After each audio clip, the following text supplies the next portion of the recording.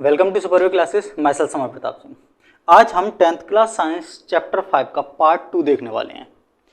पिछले पार्ट्स में हमने देखा था कि तत्वों का जो वर्गीकरण है उसको किस किस साइंटिस्ट ने किया था और कैसे किया था, जैसे डॉबेराइन का त्रिक, इसके अलावा न्यूलैंड का अष्टक नियम, मैंडलीव की टेबल्स, ये सारी चीज़ें हमने पिछले पार्ट्स में देख चुकी हैं।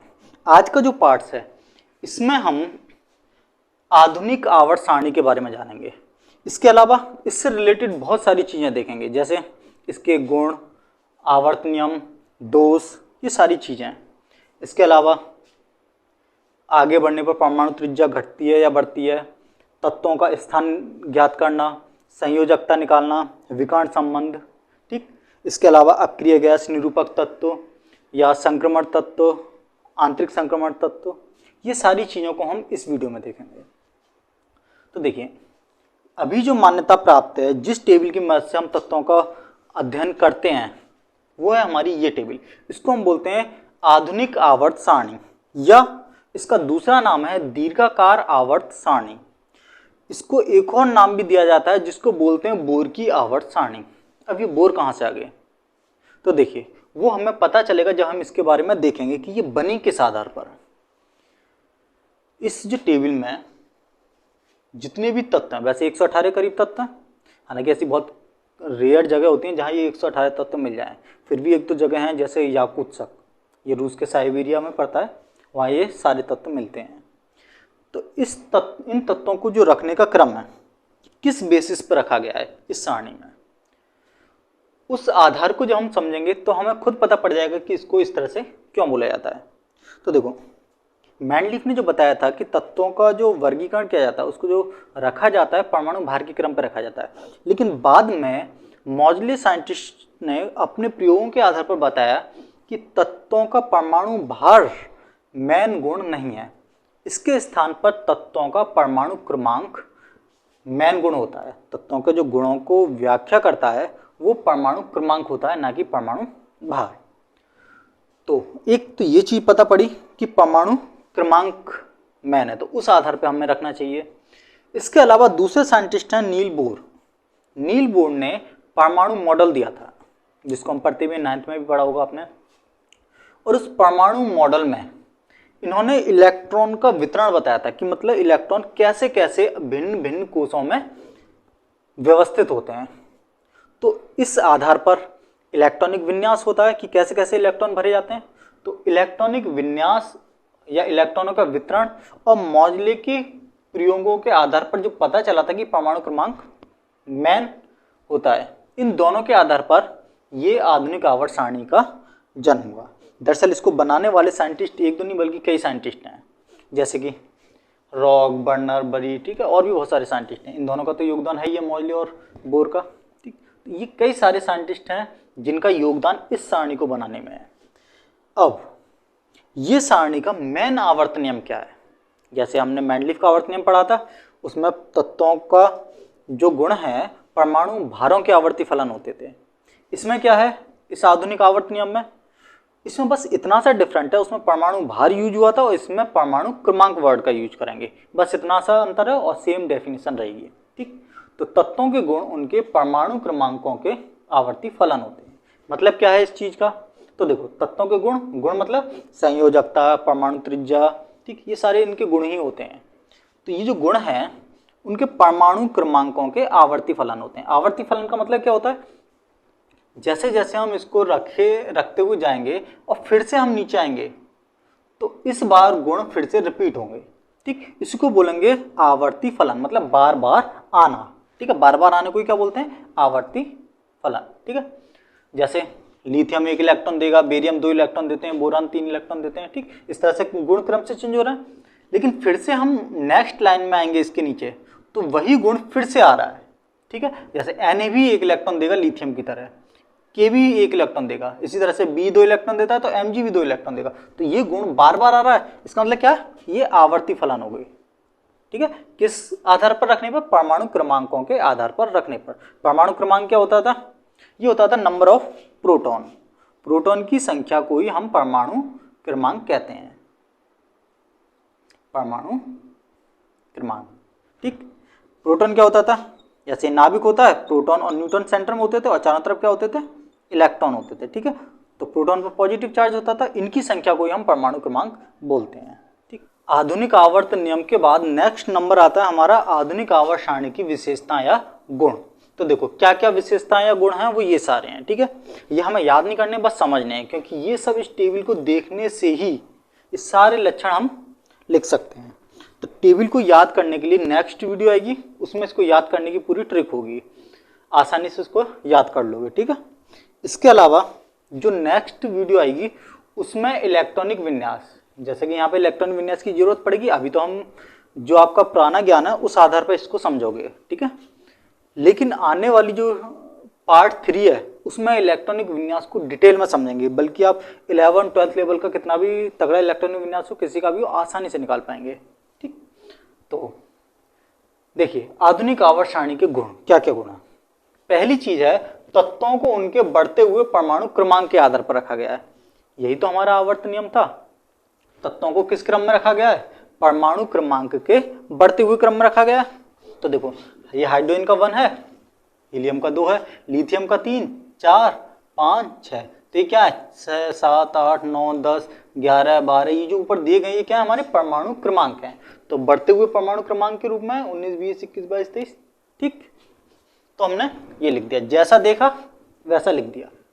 दूसरा है हमारा इस सारणी में 7 क्षैतिज कॉलम है। क्षैतिज कॉलम कौन से होते हैं, ये वाले पड़े हुए। तो ये कितनी लाइन है, 7, 1, 2, 3, 4, 5, 6, 7, ये कितनी लाइन है, 7। ये जो 2 लाइन है लेंथेनाइड और एक्टिनाइड, ये हमारे से लेंथेनाइड और एक्टिनाइड इन 2 कॉलमों से निकली हुई हैं, ठीक। अब इसके अलावा 18 खड़े कॉलम जिनको वर्ग बोलते हैं। तो देखो खड़े कॉलम कौन से होते हैं, ये वाले। तो कितनी लाइन है, यहां से अगर गिनना चालू करोगे तो यहां तक 18 लाइन है, ठीक है। ऊपर गिनतियां भी लिखी हुई हैं, 1, 2, 3, 4, 5, 6, 7, 8, 9, 10, 11, 12, 13, 14, 15, 16, 17, 18, ठीक है। तो ये जो लाइनें हैं इनको हम क्या बोलते हैं, वर्ग, ठीक है। और इनको क्या बोलते हैं, आवर्त। नेक्स्ट है हमारा तत्वों को इलेक्ट्रॉनिक विन्यास के आधार पर रखा गया है। तो नील बोर्ड ने इलेक्ट्रॉनों का वितरण बताया था, कैसे कैसे इलेक्ट्रॉन वितरण होते हैं, मतलब इलेक्ट्रॉनिक विन्यास। तो उस आधार की भी मदद ली गई है, तो उस आधार पर भी रखा गया है, ठीक है। जैसे हम इसका इलेक्ट्रॉनिक विन्यास देखेंगे तो इन सबके बाहरी कोष में 1 इलेक्ट्रॉन होगा, इन सबके देखेंगे तो इन सबके बाहर 2 इलेक्ट्रॉन होंगे, ठीक है। तो इलेक्ट्रॉनिक विन्यास का भी इसमें सहारा लिया गया है। नेक्स्ट है हमारा इस सारणी को 4 भागों में बांटा गया है। तो देखो 4 भाग हैं या नहीं, देखो ये जो 2 लाइन है इसको हम बोलते हैं एस ब्लॉक, ठीक है। ये 4 भाग कौन कौन से हैं, S block, P block, D block और एफ ब्लॉक। तो चारों आपको दिख रहे होंगे। ये 2 लाइन है हमारी एस ब्लॉक की और ये 6 लाइन है हमारी पी ब्लॉक की, और ये 10 लाइन जो बीच की है इनको क्या बोलते हैं, डी ब्लॉक। आपको दिख रहा होगा ये डी ब्लॉक, ठीक। और ये जो 2 लाइन हैं ये होती है हमारी एफ ब्लॉक यहाँ पर, ठीक है। तो एस, पी, डी और एफ ब्लॉक, 4 ब्लॉक हो गए। इसके अलावा धातु तथा अधातुओं को अलग रखा गया है। तो इसमें धातुएं कौन सी हैं, ये सब हमारी धातुएं हैं। और ये क्या है, हमारी उपधातुएं। इस कलर में जो हैं ये क्या है, हमारी उपधातुएं। और इधर की क्या है, अधातुएं हैं, ठीक। तो धातु और अधातु सेपरेट है, आपस में मिली हुई नहीं है, ठीक। ये भी इसकी खासियत है। नेक्स्ट हमारा अक्रिय गैसों को 18वें वर्ग में रखा गया है।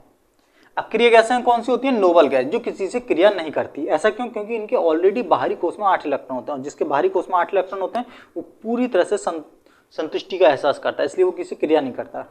तो ये जो अक्रिय गैसें हैं इनके लिए अलग से 18वें वर्ग में रखा गया है। नेक्स्ट, प्रत्येक आवर्त का पहला तत्व क्षार धातु है और अंतिम तत्व अक्रिय गैस है। तो देखते हैं, ये जो हमारी पहली लाइन है ये होती है क्षारीय धातु, ठीक। दूसरी लाइन जो होती है वो होती है क्षारीय मृदा धातु, ठीक। तो शुरुआत किससे हो रही है, क्षारीय धातुओं से हो रही है, और एंड किससे हो रहा है, अक्रिय गैसों से, ठीक है। तो हर आवर्त में पहला तत्व क्षारीय धातु मिलेगा और अंतिम तत्व अक्रिय गैस मिलेगा, ठीक। नेक्स्ट है हमारा किसी वर्ग के सभी तत्वों की संयोजकता समान होती है। तो संयोजकता क्या होती है इसको हम डिटेल में भी समझेंगे। अभी मोटा मोटा कितने इलेक्ट्रॉन है उससे वो संयोग कर रहा है, उससे हम उसकी संयोजकता का पता लगाते हैं। तो जैसे पहले वाले की संयोजकता 1 होती है, दूसरे वाले की 2 होती है, ठीक है। तो इस तरह से हर वर्ग में जैसे इन सब की संयोजकता 1 ही होगी, इन सब की संयोजकता 2 होगी, तो हर वर्ग की संयोजकता क्या है, समान होती है। नेक्स्ट है किसी वर्ग के सभी तत्वों के संयोजी इलेक्ट्रॉन की संख्या समान होता है।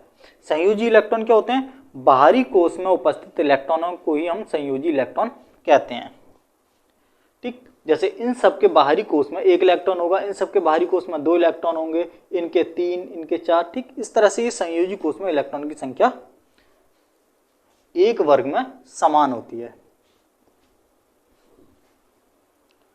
नेक्स्ट है वर्ग में ऊपर से नीचे जाने पर कोषों की संख्या बढ़ती जाती है। ऐसा क्यों, देखो पहला आवर्त में 1 कोष होगा, ठीक है। इस सेंटर में नाभिक होता है और इसके बाहर क्या होता है, 1 कोष और 1 इलेक्ट्रॉन हो गया, इसमें हीलियम में 2 इलेक्ट्रॉन हो जाएंगे। जब हम नीचे आएंगे तो ये दूसरा आवर्त है तो इसमें 2 कोष होंगे, ठीक। अगर तीसरे में आएंगे तो यहाँ 3 कोष होंगे, चौथे में 4 कोष होंगे, ठीक। इसके अलावा जैसे जैसे हम आगे बढ़ते जाएंगे वैसे वैसे हर बार 1 कोष बढ़ता जाएगा। और अगर इधर की तरफ जाएंगे तो कोषों की संख्या नहीं बढ़ती, सेम रहती है। जैसे पहले में इसमें और इसमें 1 ही कोष होगा, दूसरे में इसमें और इसमें इन सब में 2 ही कोष होंगे क्योंकि ये एक ही आवर्त है। लेकिन अगर वर्ग की बात करें तो ऊपर से नीचे जाने पर हर बार 1 कोष बढ़ता जाएगा, ठीक है। तो वर्ग में ऊपर से नीचे जाने पर कोषों की संख्या बढ़ती जाती है। इसके अलावा देखो पहले आवर्त में 2 तत्व होते हैं, पहला आवर्त ये रहा 1 और 1 2 तत्व हैं। ये सिर्फ 2 तत्व होने की वजह से इसको हम क्या बोलते हैं, अति लघु आवर्त। इस आवर्त को क्या बोलेंगे, अति लघु आवर्त। इसके अलावा दूसरे और तीसरे आवर्त में कितने होते हैं, 8 तत्व होते हैं दूसरे और तीसरे में। इसमें गिन के देखो 1 2 3 4 5 6 7 8, इसमें देखोगे 1 2 3 4 5 6 7 8, तो दोनों में कितने कितने होते हैं, 8 तत्व होते हैं। तो इनको क्या बोलेंगे, लघु आवर्त कहते हैं। अब बात करते हैं चौथे और पांचवें में। तो चौथे और पांचवें में काउंट करके देखो कितने बैठेंगे, ये तुम्हारे 18 बैठेंगे इन दोनों में, ठीक। 18 तत्व हैं तो इसलिए इसको हम बोलते हैं दीर्घ आवर्त, ठीक। अब 6 और 7वां आवर्त, इनमें क्या खासियत होती है, इनमें हमारे होते हैं 32 तत्व। अब ये 32 तत्व कहां से आएंगे, तो देखो 18 हमारे ये हैं, इसके अलावा ये भी तो हैं, ये भी तो इसके बाद में ही हैं, तो इस तरह से कितने हो जाएंगे, और इसके बाद के ये आगे, तो इस तरह से इनमें कितने बैठ जाएंगे, 32 तत्व बैठ जाएंगे, जिसलिए इसको क्या बोलेंगे, अति दीर्घ आवर्त बोलेंगे, ठीक। ये है हमारे आधुनिक आवर्त सारणी के गुण या विशेषता हैं। देखिए आवर्त सारणी से संबंध में कुछ और बातें भी हैं जिनको हमें थोड़ा और डिटेल में देखना है, जैसे कि विकर्ण संबंध है, परमाणु त्रिज्या, संयोजकता, धनायन बनाने की क्षमता, ऋणायन बनाने की क्षमता, विद्युत ऋणात्मकता, धन विद्युतीय लक्षण, धात्विक लक्षण, अधात्विक लक्षण, ठीक है। ये कुछ चीजें और हैं जिनको हमें और करना है। तो पहला है हमारा विकर्ण संबंध। विकर्ण संबंध क्या होता है, ये टॉपिक खुद में अपने आप में इंपॉर्टेंट है, 2 नंबर में पूछ लिए जाते हैं। विकर्ण संबंध में क्या है, ये अपने वर्ग से समानता दिखाने के साथ साथ दूसरे आवर्त के तत्व तीसरे आवर्त के विकर्ण सम्मुख वाले तत्व से भी समानता दिखाते हैं। कैसे, विकर्ण सम्मुख का मतलब होता है जैसे Li है, Li के नीचे वाला N है लेकिन इसका विकर्ण सम्मुख कौन सा है, Mg। B के नीचे Mg है लेकिन B के विकर्ण सम्मुख कौन सा है, Al। B के विकर्ण सम्मुख Si, C के विकर्ण सम्मुख P। तो द्वितीय आवर्त के तत्व तृतीय आवर्त के तत्वों से विकर्ण सम्मुख समांतर दर्शाते हैं गुणों में, ठीक। इसी को हम क्या बोल देते हैं, विकर्ण संबंध। जैसे Li है, LiBeBC, LiBeBC। इसके अलावा NaMgAlSi, NaMgAlSi, इनको हमने यहाँ लिख लिया है। तो देखो Li Na से तो समानता दिखाएगा ही दिखाएगा, BeMg से भी दिखाएगा, Bal से भी दिखाएगा क्योंकि ये इन्हीं के वर्ग हैं। लेकिन ये इससे विकर्ण सम्मुख, ये दूसरा आवर्त है और ये तीसरा आवर्त है, तो दूसरे आवर्त का विकर्ण सम्मुख तीसरे आवर्त से भी समानता दिखाएगा, ठीक है। इसी को विकर्ण संबंध क्या देते हैं। नेक्स्ट है परमाणु त्रिज्या। ये टॉपिक क्वेश्चन है मेरा कि आवर्त सारणी में, आधुनिक आवर्त सारणी में आवर्त में आगे जाने पर परमाणु का आकार बढ़ेगा या कम होगा। तो मोटा मोटा नॉर्मली आएगा कि परमाणु का आकार जैसे जैसे आगे जा रहे हैं इलेक्ट्रॉन, प्रोटॉन, न्यूट्रॉन की संख्या बढ़ती आ रही है तो ज़्यादा हो जाएगा, लेकिन ये गलत आंसर है। जैसे जैसे हम आगे बढ़ेंगे वैसे वैसे परमाणु का आकार छोटा होता जाएगा। परमाणु का आकार छोटा होगा तो परमाणु की त्रिज्या तो ऑफिशियली छोटी होगी। ठीक, तो अब कैसे छोटी होगी उसको हमें समझना है। ठीक है, ये तो हमने रट लिया कि आगे जाने पर परमाणु की त्रिज्या छोटी हो जाएगी, लेकिन छोटी कैसी होगी, इसकी वजह क्या है, वो हम एग्जाम्पल को लेके समझेंगे। जैसे हमने एक ही आवर्त के 3 तत्व ले लिए, 1 2 3, और भी ले सकते हो, क्रम से कितने भी ले लो। ठीक है, अच्छा समझ में आएगा। तो Li, Be और B ये एक ही आवर्त के हैं, दूसरे आवर्त के 3 तत्वों को ले लिया क्रम से। Li का परमाणु क्रमांक 3 होता है, B का 4 होता है और B का 5 होता है। इसका इलेक्ट्रॉन विन्यास 2 1 हो गया, पहले कोष में 2 इलेक्ट्रॉन, दूसरे में 1 इलेक्ट्रॉन। बी का पहले में 2 इलेक्ट्रॉन, दूसरे के 2, बी में 2 और 3। इलेक्ट्रॉनिक विन्यास अगर ना बनाना आता हो तो नेक्स्ट पार्ट 3 आएगा। ठीक है, उस पार्ट्स में इलेक्ट्रॉनिक विन्यास ही बताया जाएगा डिटेल में। तो अगर आपको ना आता हो तो उसको जरूर देखना है। केमिस्ट्री में वो एक इम्पोर्टेंट टॉपिक है, इसलिए उसको अलग से एक पार्ट्स में समझाया जा रहा है। उसमें कितने भी तगड़े इलेक्ट्रॉनिक विन्यास बनाने को आएंगे वो आसानी से कर लोगे। अब देखो, जितने इलेक्ट्रॉन होते हैं उतने प्रोटॉन होते हैं, तो इसमें 3, इसका परमाणु क्रमांक 3 है तो 3 प्रोटॉन होंगे और इसमें 4 न्यूट्रॉन होते हैं। न्यूट्रॉन की संख्या लगभग प्रोटॉन के बराबर होती है, थोड़ा बहुत कम ज़्यादा हो जाती है कभी कभी। तो जितने प्रोटॉन होते हैं, हमारा रूल होता है जितने प्रोटॉन होते हैं उतने ही इलेक्ट्रॉन होते हैं। प्रोटॉन पर पॉजिटिव चार्ज होता है, इलेक्ट्रॉन पर नेगेटिव चार्ज होता है, और न्यूट्रॉन जो होते हैं उन पर न्यूट्रल होते हैं, उन पर कोई चार्ज नहीं होता। तो जब इसका इलेक्ट्रॉनिक विन्यास की मदद से इसका संरचना बनाएगी इसके परमाणु की, तो ऐसे बनती है। पहले कोष में 2 इलेक्ट्रॉन है तो 2 इलेक्ट्रॉन हो गए, दूसरे में 1 है तो 1 इलेक्ट्रॉन। ठीक है, इसमें 2 और 2, पहले कोष में 2 इलेक्ट्रॉन और दूसरे में 2 इलेक्ट्रॉन। इसमें पहले में 2 इलेक्ट्रॉन और दूसरे में 3, 1 2 3। अब देखो होगा क्या, इनके अगर नाभिक पे गौर करोगे तो इसमें 3 प्रोटॉन है, इसमें 4 प्रोटॉन है और इसमें 5 प्रोटॉन है। अब प्रोटॉन पे कैसा चार्ज होता है, प्लस का, तो और ये जो चारों ओर इलेक्ट्रॉन घूम रहे हैं इन पे कैसा चार्ज होता है, माइनस का। तो प्रोटॉन पे प्लस का चार्ज होने के कारण ये माइनस को अपनी तरफ खींचेंगे, इस अट्रैक्शन को बोलते हैं जैफ। ठीक है, जो नाभिक के द्वारा प्रोटॉन के द्वारा जो आकर्षण लगाया जा रहा है इलेक्ट्रॉनों पर उसको बोलते हैं जैफ। अब देखो, इसमें भी 2 ही कोष हैं, इसमें भी 2 कोष हैं, इसमें भी 2 कोष हैं। इसमें जो खींच रहे हैं उनकी संख्या है 3 प्रोटॉन ही तो खींच रहे हैं। इसमें खींचने वाले की संख्या है 4 और इसमें खींचने वालों की संख्या है 5।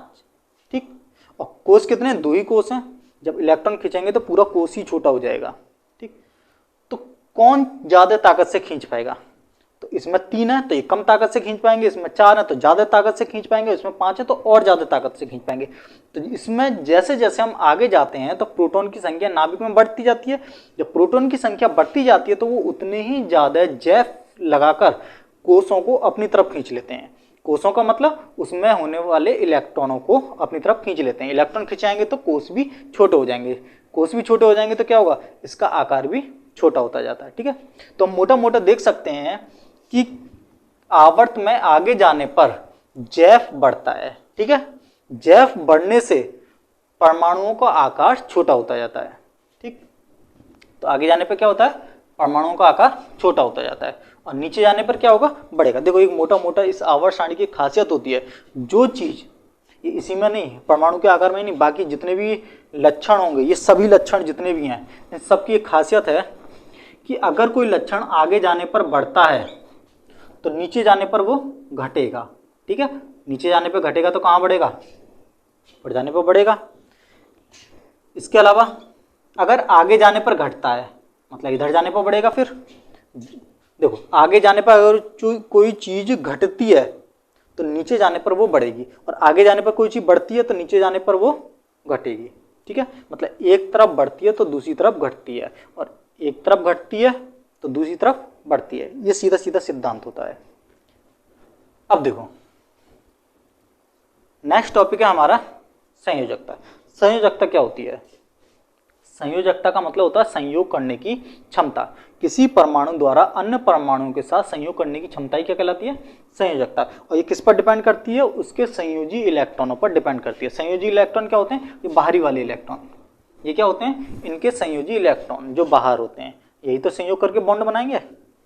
तो संयोजकता निकाली कैसे आती है? देखो, पहले, दूसरे, 13वें और 14वें जो वर्ग है, पहले की संयोजकता 1 होगी, दूसरे की 2, 13वें की 3 और चौथे की 4। इसके अलावा जो बाकी वर्ग हैं उनकी संयोजकता कैसे निकालते हैं? उनके बाहरी जो इलेक्ट्रॉन है उनको 8 में से घटा देते हैं।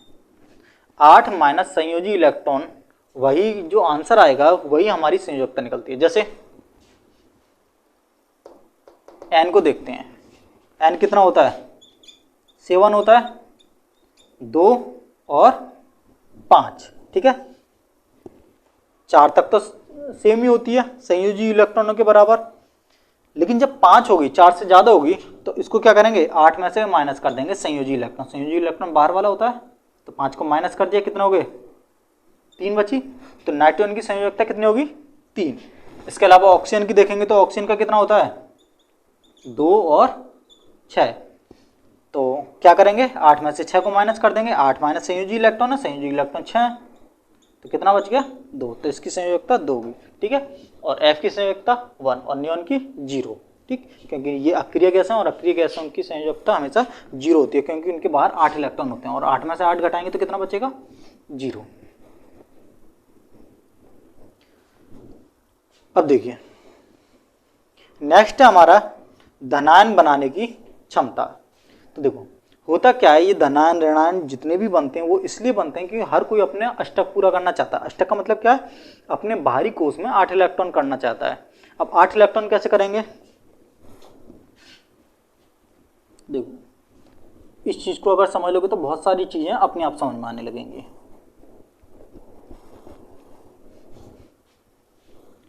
हम कोई भी एक आवर्त में 2-3 तत्व ले लेते हैं। मान लो हमने एक एलआई ले लिया, इसका 3, दूसरा हमने बोरान ले लिया 5, और एक हमने ले लिया ऑक्सीजन 8, ठीक। इन सबके इलेक्ट्रॉनिक विन्यास करते हैं। तो लिथियम का कितना होगा? 2 1, इसका 2 3, इसका 2 6, ठीक। ये इनके इलेक्ट्रॉनिक विन्यास हैं। अब ये देखते हैं कि कौन धनायन बनाएगा, कौन ऋणायन।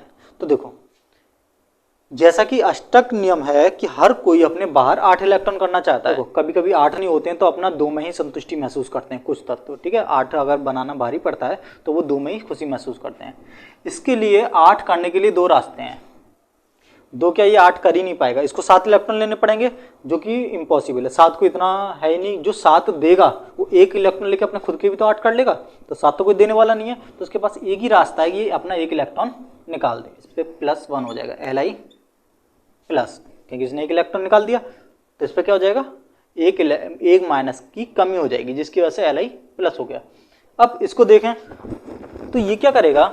इसको भी 5 इलेक्ट्रॉन कोई नहीं देगा। हमारा 3 इलेक्ट्रॉन निकालने के बाद B3 प्लस।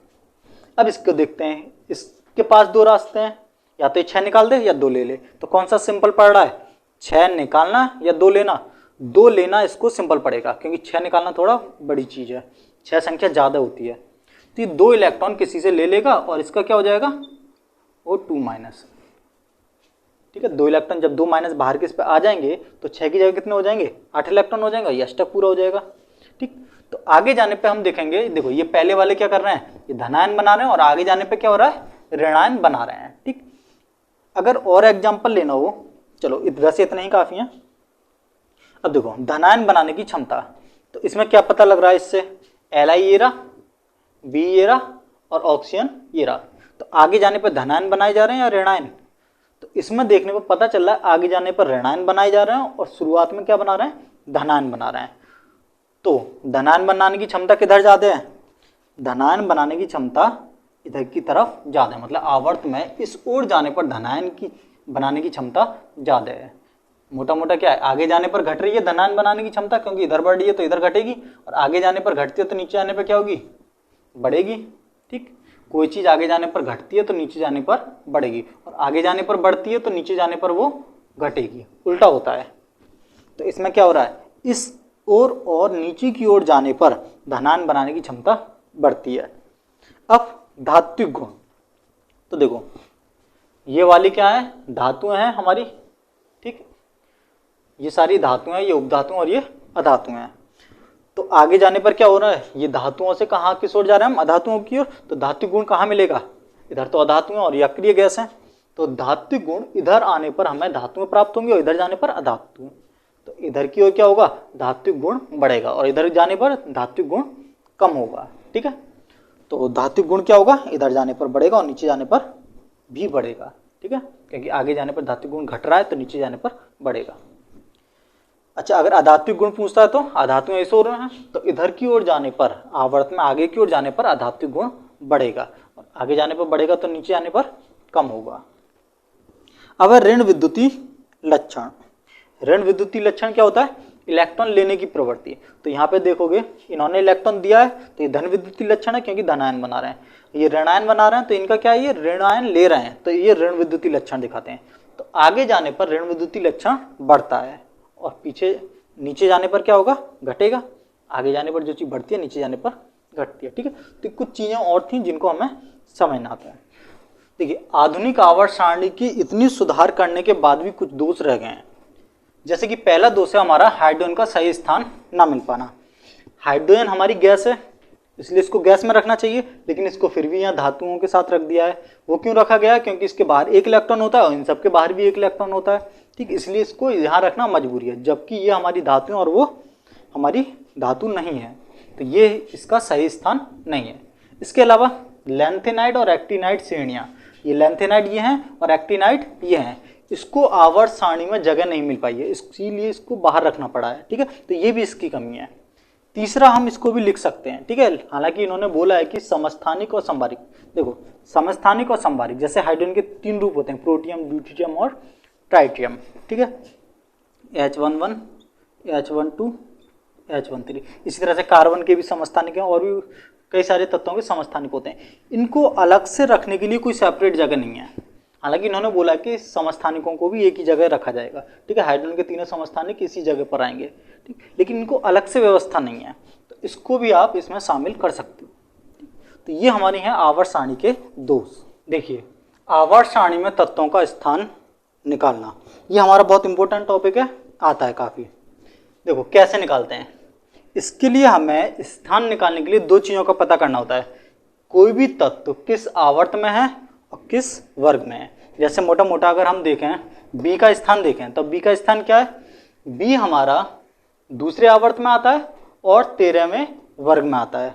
अगर हम वैनेडियम की बात करें या क्रोमियम की बात करें, तो क्रोमियम का आवर्त क्या है, 4, और इसका वर्ग कितना, 6, 1 2 3 4 5 6, तो छठे वर्ग में है और चौथे आवर्त में है। अभी बिना देखे कैसे पता लगाएं, कोई तत्व दे दिया हमें, बिना देखे बताना है वो किस आवर्त और किस वर्ग का है, तो उसके लिए हमारे ये गिने चुने कुछ रूल हैं जिनके माध्यम से हम निकाल सकते हैं।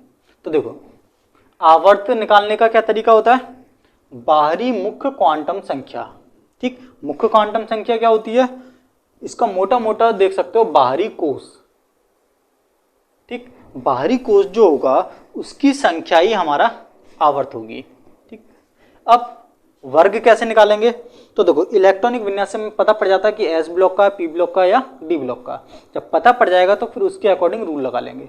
एस ब्लॉक में अगर NS1 आ रहा है, देखो NS1 ये क्या है, एक तरह का इलेक्ट्रॉनिक विन्यास होता है, इस तरह से, इस तरह का इलेक्ट्रॉनिक विन्यास हम अगली वीडियो में निकालना सीखेंगे, लेकिन अभी के लिए इस तरह से समझ लो कि इस तरह से इलेक्ट्रॉनिक विन्यास का पैटर्न है, इसमें इलेक्ट्रॉन बढ़ने हैं। एस में हमें 2 इलेक्ट्रॉन बढ़ते हैं, पी में 6 तक भरे जा सकते हैं और डी में 10 तक और एफ में 14 तक इलेक्ट्रॉन भरे जा सकते हैं। पहले में सिर्फ एस आता है, दूसरे कोष में एस और पी आते हैं और तीसरे में SP-D, ठीक, और चौथे में SPD-F। तो ये कैसे भरते हैं, इनको एक अलग टॉपिक है, ठीक है ना, इलेक्ट्रॉनिक विन्यास निकालने का एक खुद अलग डिटेल है, अगर वो यहाँ बताएंगे तो बहुत सारा टाइम चला जाएगा। तो उसकी अलग वीडियो है, इससे नेक्स्ट जो पार्ट्स है उसमें भी पूरा बनाना सिखाया जाएगा। अभी मैं ये मान के चल रहा हूँ कि ये तुम्हें आता है, ठीक है, फिर इसको निकालेंगे।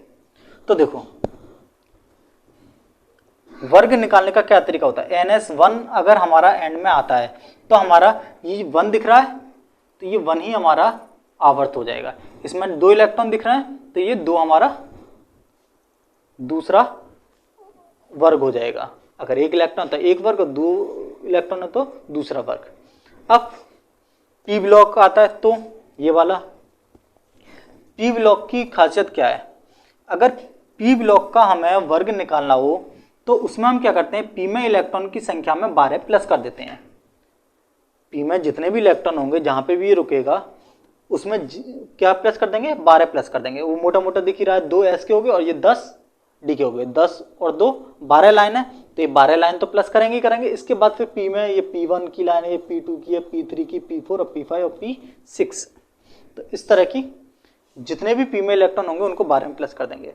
डी ब्लॉक में क्या है, डी कहाँ है, 2 लाइन छोड़कर हमारा डी ब्लॉक है तो इसमें 2 प्लस कर देंगे और फिर हमारे डी में जितने इलेक्ट्रॉन होंगे वो प्लस हो जाएंगे। ये एक मोटा मोटा रूप है। अब कुछ एग्जांपल्स के थ्रू देखते हैं। तो देखो Na11 इलेक्ट्रॉनिक विन्यास कौन सा अप्लाई करना है, ये वाला। S में 2 इलेक्ट्रॉन करने, P में 6 और D में 10, जहां भी दिख जाए। वो बात अलग है, जब हम पे इलेक्ट्रॉन एंड में कम पड़ेंगे तो हम जितने कम पड़ना है उतने ही लेंगे। तो इसको अप्लाई करेंगे 1s2 2s2 2p6 3s2 गिन लेते हैं, इसी को अप्लाई करना है, ठीक है, यहाँ तक अभी अप्लाई किया है।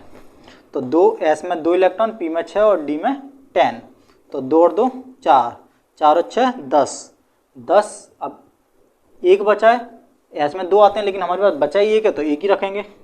तो ये क्या हो गया, हमारा इलेक्ट्रॉनिक विन्यास हो गया। ये पहला कोष है, ये दोनों दूसरा कोष है और ये तीसरा कोष। इसको हम ऐसे भी लिख सकते हैं, ये पहले कोष में 2 इलेक्ट्रॉन है, ठीक, पहले कोष में कितने हैं, 2 इलेक्ट्रॉन है, दूसरे कोष में कितने हैं, ये भी दूसरा है, ये भी दूसरा है, तो टोटल कितने हो गए, 2 इलेक्ट्रॉन ये हो गए और 6 इलेक्ट्रॉन ये, 6 और 2 8, और ये तीसरे में 1 इलेक्ट्रॉन है तो 2 8 1, ठीक।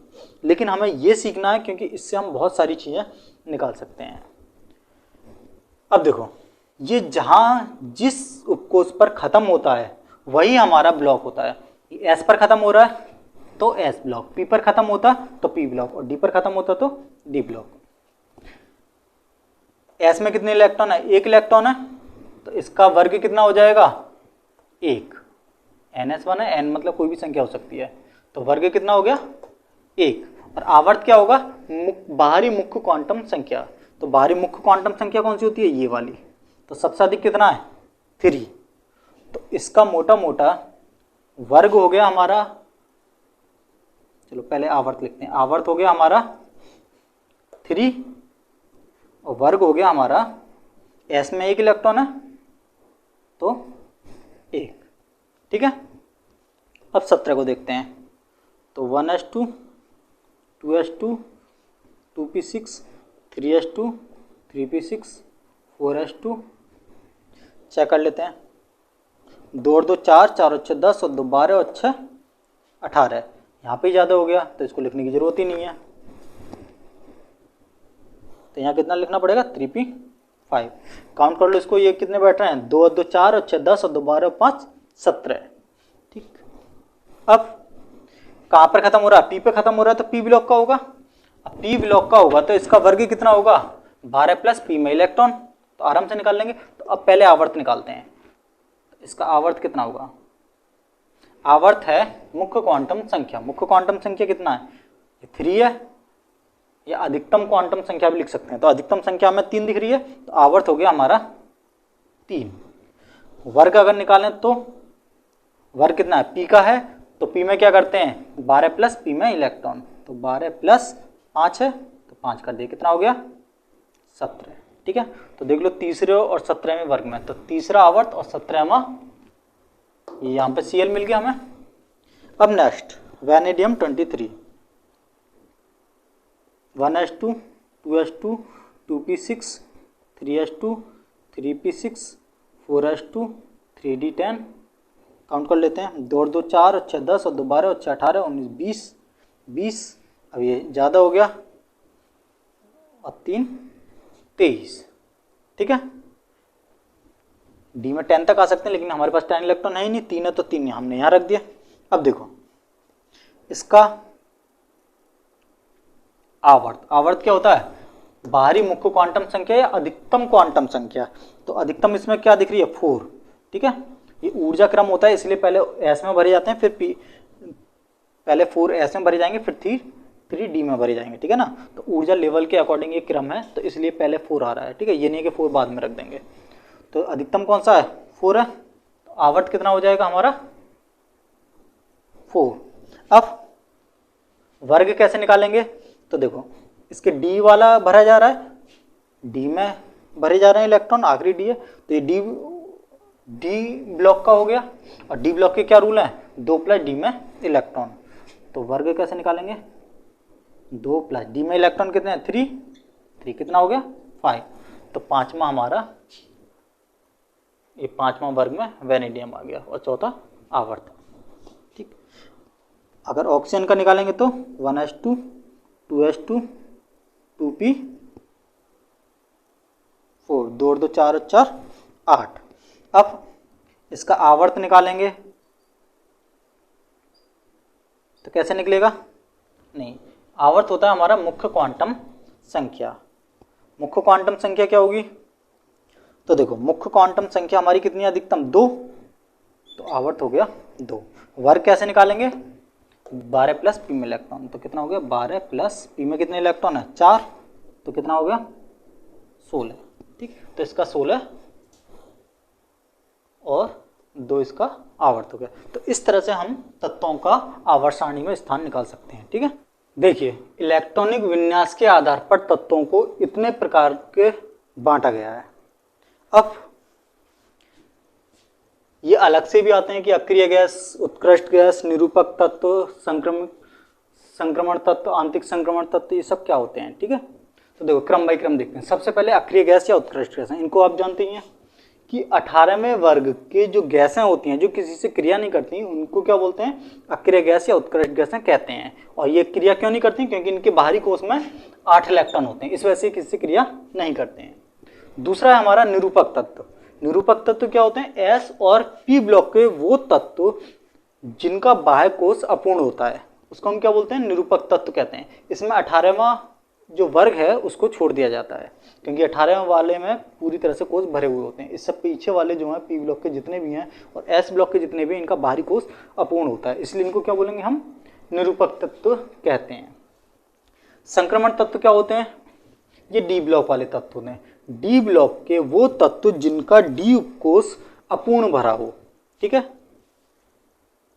अब आंतरिक संक्रमण तत्व क्या होते हैं, ये एफ ब्लॉक के तत्व हो गए। एफ ब्लॉक के वो तत्व जिनका एफ ब्लॉक, ये 4f वाले हैं और ये 5f वाले हैं, जिनका एफ ब्लॉक आंशिक भरा हो, उसको क्या बोलते हैं, आंतरिक संक्रमण तत्व कहते हैं, ठीक है। ये sp, d, f उपकोष वगैरह क्या होते हैं, ये आपको अगली वीडियो में पता पड़ेगा।